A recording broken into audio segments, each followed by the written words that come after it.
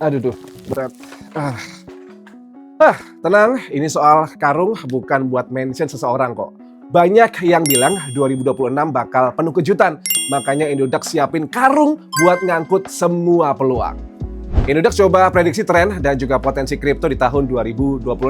Apa aja yang kemungkinan besar akan terjadi di industri kripto dan bagaimana dampaknya untuk para trader dan juga investor. Fabrizio Romano, here we go, let's go!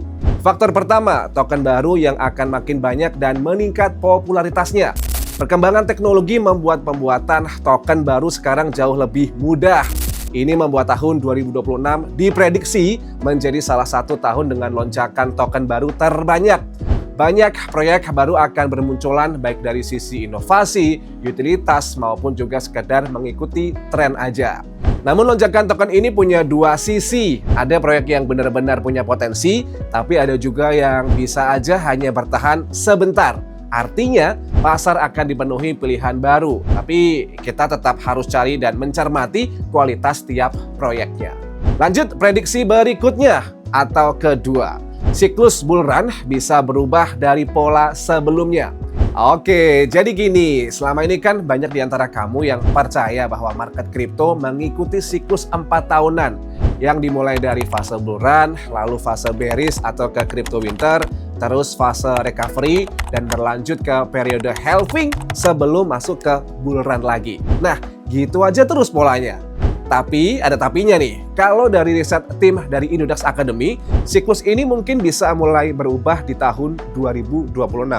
Karena pasar kripto yang semakin matang, regulasi makin jelas, dan banyak institusi besar sudah masuk ke industri kripto. Faktor-faktor ini kemungkinan bisa membuat harga kripto tidak lagi mengikuti pola lama yang terjadi selama lebih dari 1 dekade terakhir. Artinya pergerakan market di tahun 2026 bisa lebih dinamis dan tidak selalu menunggu momen halving untuk kembali bullish.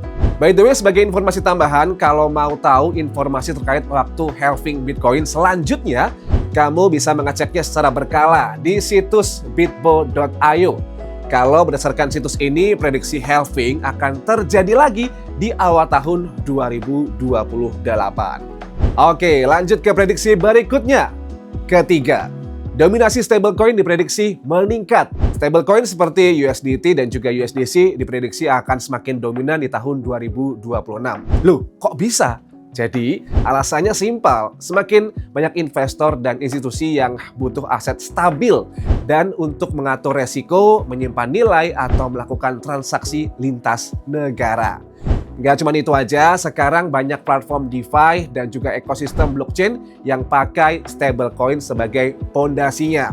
Semakin luas penggunaan stablecoin, semakin besar juga perannya dalam pasar kripto. Prediksi berikutnya, keempat. Ini meme coin, di mana harga meme coin selama beberapa tahun terakhir mengalami naik turun yang cukup ekstrim. Tetapi di tahun 2026, Indodax prediksi akan ada seleksi alami. Maksudnya tuh gini Brody, meme coin tanpa kegunaan tertentu mungkin akan tenggelam dan kehilangan perhatian pasar. Sementara meme coin yang punya fungsi nyata, terus komunitasnya kuat, atau bahkan sudah berkembang menjadi project utility meme hybrid, berpotensi tetap bertahan bahkan tumbuh. Ini artinya dunia meme coin akan semakin kompetitif dan gak semua token bisa bertahan hanya dengan hype aja. Tapi ingat ya guys ya, risiko spekulasi tetap besar, terutama jika komunitasnya manipulatif atau volumenya tidak natural. Oke, berikutnya kelima, NFT bisa bangkit lagi kalau punya utilitas atau pemicu yang kuat. Setelah hype tahun 2021 mereda, tren NFT sempat menurun. Di tahun 2026, NFT berpotensi perlahan bisa bangkit lagi, terutama jika mulai digunakan untuk hal-hal yang lebih nyata. Misalnya di industri game, musik, seni digital, sampai akses ke membership atau event tertentu.